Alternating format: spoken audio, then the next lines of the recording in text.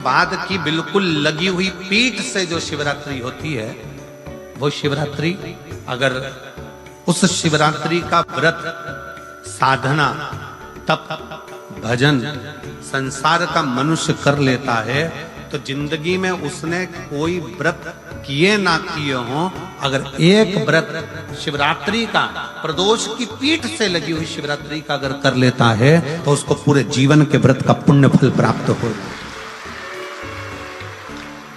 एक व्रत शिवरात्रि का प्रदोष पर्यंत की, अर्थात प्रदोष की पीठ से जुड़ी हुई। अब अगर आप कोई ब्राह्मण से, अगर कोई विद्वज्जन से, कोई पंडित जी से आप पूछेंगे प्रदोष कितनी बजे लग रहा है, वो बताएंगे। फिर प्रदोष लगने के बाद प्रदोष कब समाप्त हो रहा है, तो जिस दिन 26 तारीख हो रही है उसमें लगाया, दोनों की पीठ मिल रही, दोनों।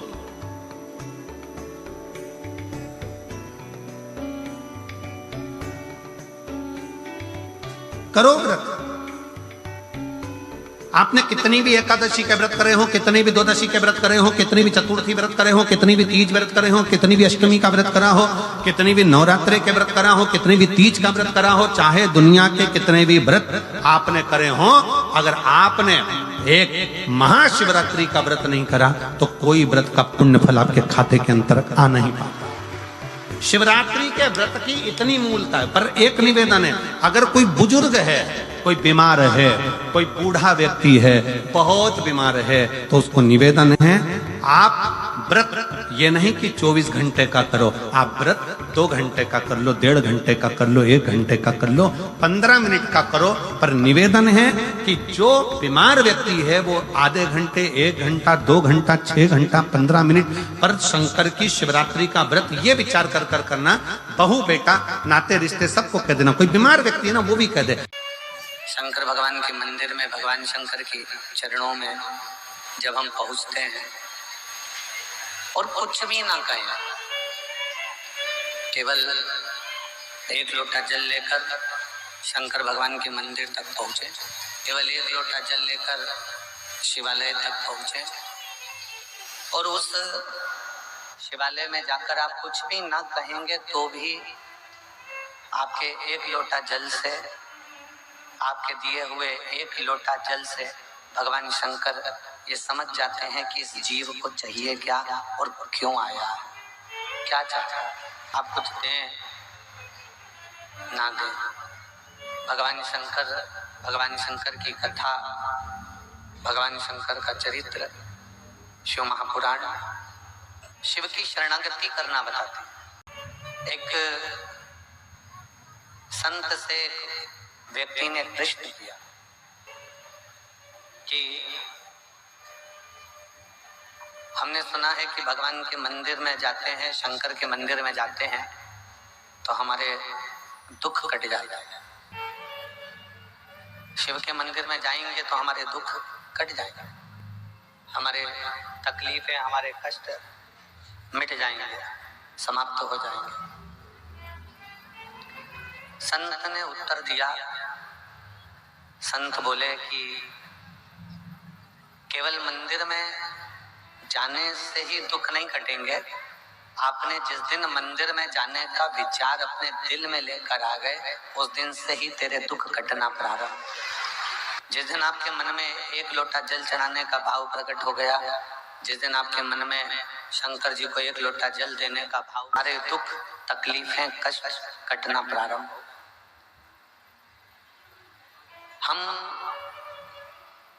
संसार की बातों में, संसार के लोगों में और संसार की व्यथाओं में इतने डूबे रहते हैं कि भगवान की शरणागति तक हम ग्रहण नहीं कर पाते। ऐसे भी हैं जो रोज मंदिर जाते हैं, रोज शिवालय जाते हैं, शंकर के मंदिर जाते हैं, तो भी बाद में कहते हैं कि गुरुजी भगवान ने तो हमारी सुनी ही नहीं, शिव जी ने तो हमारी सुनी ही नहीं। उसका कारण केवल एक है, उसका कारण है कि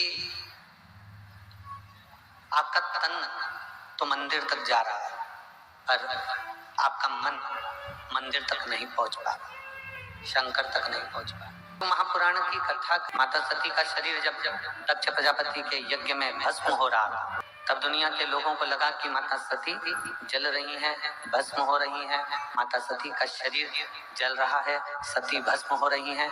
पर शिव महापुराण की कथा कहती है कि ये जो बाहर की खोल है सती जी के शरीर का, जो एक कक्ष बना हुआ है, ये शरीर जल रहा था, पर सती ने अपने मन को भगवान शंकर की शरणागति में छोड़ दिया था, तो वो मन सती का पवित्र की पवित्र आनंद रूप बना। शरीर तो जला पर मन शिव में लगा रहा, भगवान शंकर की शरणागति में लगा रहा। भगवान शिव की शरणागति में वो मन रमा। कई लोग हैं संसार में, हमारे बीच में बंडे बाबा पहुंचे हैं, एक बार जोरदार ताली बजाकर साधुवाद।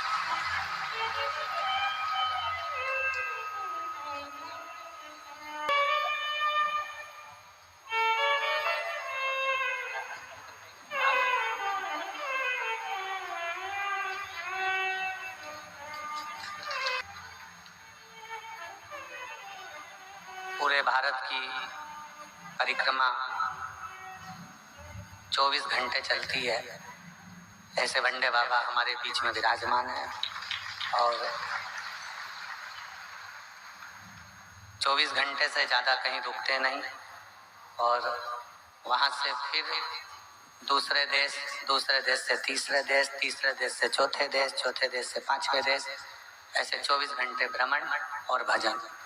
ये शिव तत्व आपके अंतर्गत है। एक बार जोरदार ताली बजाकर। और गोपाल जी, ना कोई पृथ्वी पर कोई बैंक में अकाउंट है, ना पृथ्वी पर कोई झोपड़ा है, ना पृथ्वी पर कोई मकान है, और ना पृथ्वी पर कोई घर है, ना आश्रम है, और 24 घंटे भ्रमण पर रहते हैं। और शिव की बड़ी कृपा है, शंकर भगवान की बड़ी दया है। एक बार जोरदार ताली बजाकर साथ।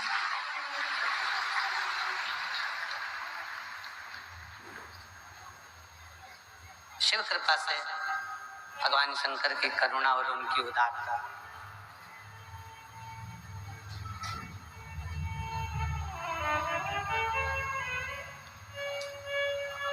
शिव महापुराण की कथा कहती है कि शरीर अगर मंदिर तक जा रहा है, शरीर अगर मंदिर तक पहुंच रहा, तो इस शरीर से पहले आपका मन मंदिर तक जाना चाहिए। आपका दिल, आपका हृदय शिव तक पहुंचना चाहिए।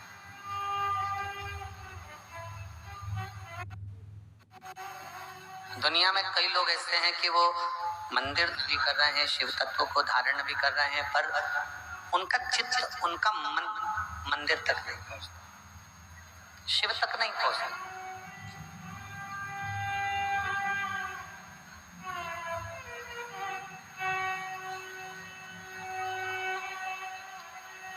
और वो मन जिस दिन आपका शंकर तक पहुंच जाए, वो मन जिस दिन आपका शिव तक पहुंच जाए, उस दिन समझ लेना कि फिर तन मंदिर तक जाए या ना जाए, शंकर मंदिर छोड़कर तुम्हारे दरवाजे तक जरूर आए, शिव तुम्हारे दरवाजे तक जरूर पहुंचे, शंकर भगवान तुम्हारी चौखट तक जरूर पहुंचेंगे। ये बख्श भगवान शिव, भगवान शंकर, भगवान ओगड़दानी, त्रिकालदर्शी, कैलाशी, अविनाशी शंकर फिर आपके दरवाजे तक जरूर आते हैं। सती मैया ने अपने मन को शिव तक भेज दिया था, शंकर भगवान तक।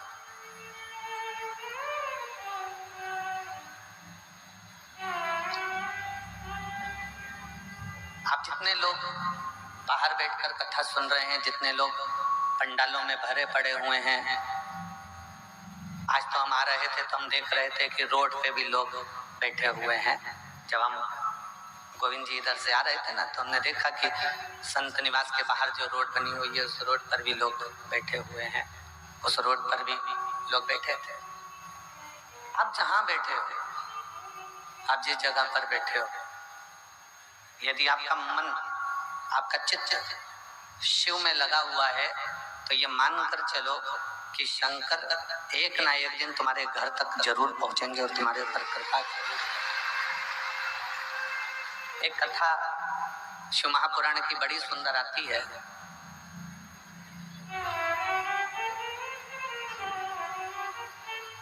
कि मनु शत्रुपा के दो पुत्र हुए, उत्तानपाद और त्रिवत।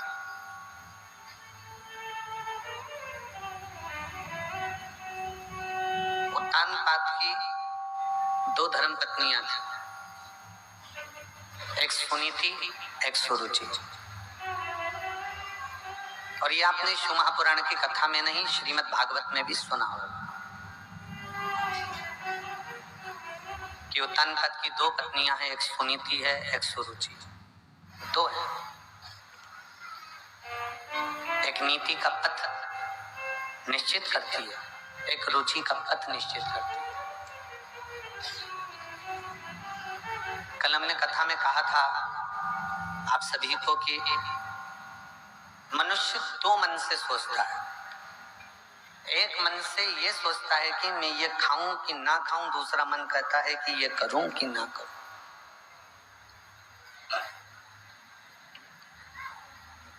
और प्रत्येक संसार के जो मानव हैं, प्रत्येक मनुष्य की जो है उसमें दो मन चलते हैं, दो मन चलते हैं। अब उत्तानपाद की दो धर्म पत्नी है, एक सुनीति है, एक सुरुचि। एक नीति का पथ निश्चित कर रही है, दूसरी रुचि का पथ निश्चित कर रही है। और नीति जो होती है ना, वो एक ना एक दिन आपको अपने लक्ष्य तक पहुंचा देती है। सुनीति जो होती है वो अपने लक्ष्य तक आपको भेज देती है, और सुरुचि आपको लक्ष्य तक नहीं भेजेगी। सुरुचि आपको अपने पथ से, अपने मार्ग से हटाने का प्रयास करती है। आपको अपने पथ से हटाने का प्रयास करती है, अपने मार्ग से हटाने का प्रयास करती है। इसलिए निवेदन है कि नीति के पथ पर चलोगे तो एक दिन अपनी मंजिल तक जरूर पहुंचोगे। पर यदि हम आज के जमाने के फैशन में, आज के जमाने की रुचियों में, आज के जमाने के जो रहो, हम बिल्कुल मना नहीं करते कि आज के जमाने में मत रहो। तुम जो पहनना चाहे, अपने वस्त्र, अपने आभूषण, अपने रत्न, अपने माणिक, अपने मोती, अपना अंबारियां, अपना घर, अपना बंगला, अपनी जायदाद, अपनी दुकान, अपना व्यापार, जिस लेवल तक आप पहुंचाना चाहते हो उस लेवल तक पहुंचो। हम आपको मना नहीं करेंगे। आज के युग के फैशन से भी रहना है तो रहो, हम मना नहीं करेंगे। पर इतना याद रखना कि उस फैशन में रहने के चक्कर में कहीं अपने घर का संस्कार समाप्त ना हो जाए, बस इतना ध्यान। खूब फैशन में रहो, खूब अच्छे से रहो, तुम्हारी मर्जी पड़े तो खजूर वाली चोटी बनाओ, तुम्हारी मर्जी पड़े जैसा तुम रह सकते हो वैसे खूब अच्छे से। बार बार मनुष्य का जन्म तो मिलेगा नहीं, अरे बोलो तो जम के, बार बार मिलने वाला नहीं। ऊपर जाने के बाद धर्मराज आपसे ये नहीं पूछेगा कि आपने कितना कमाया, धर्मराज आपसे ये नहीं पूछेगा कि तेरे पास कितनी प्रॉपर्टी है, धर्मराज आपसे ये नहीं पूछेगा तेरी दुकान कितनी है, धर्मराज ये नहीं पूछेगा कि तूने कितना माल खाया, धर्मराज ये नहीं पूछेगा कि गुलाब जामुन खाई कि इमरती खाई कि भजिया खाया कि पकोड़ा खाया, धर्मराज ये भी नहीं पूछेगा कि तेरे बच्चे कितने हैं, धर्मराज ये भी नहीं पूछेगा कि तेरी पत्नी कैसी थी, धर्मराज ये भी नहीं पूछेगा कि तेरी बेटा बेटी दामाद कैसे थे। धर्मराज तो ये पूछेगा कि तू पृथ्वी पर गया था, मृत्यु लोक में गया था, तुझे इतना अच्छा मनुष्य का शरीर दिया था, तूने एंजॉय करा कि नहीं करा। ये जरूर पूछेगा कि पृथ्वी पर जाने के बाद तू खुश रहा कि नहीं रहा। इतना अच्छा शरीर मिलने के बाद भी अगर तुम दुख रो के अरे मेरे बेटे का जॉब नहीं लगा, अरे मेरी बेटी का ऐसा हो गया, मेरे परिवार में ऐसा हो गया, तेवर ऐसा हो गया, जेठ ऐसा हो गया, पत्नी ऐसी हो गई, पति ऐसा हो गया, बच्चे ऐसा हो गए, पूरी जिंदगी रोते निकाल दिया, तो भगवान भी कहेगा इतना अच्छा शरीर दिया था और तूने पूरे शरीर को बर्बाद कर दिया रोते रोते। इतना अच्छा तेरे को चेहरा दिया था, इतना अच्छा तेरा स्वरूप दिया था, तेरे को घर दिया था, अगर तू इस शरीर को सही तरह से भगवत भजन करते हुए फुल आनंद के साथ, पूरी खुशी के साथ अगर इस शरीर का प्रयोग करता तो तेरा जीवन सार्थक हो जाता। क्यों? हमने जो शरीर मिला है ये परमात्मा की कृपा से मिला, उसकी दया से मिला। और कृपा की ना हो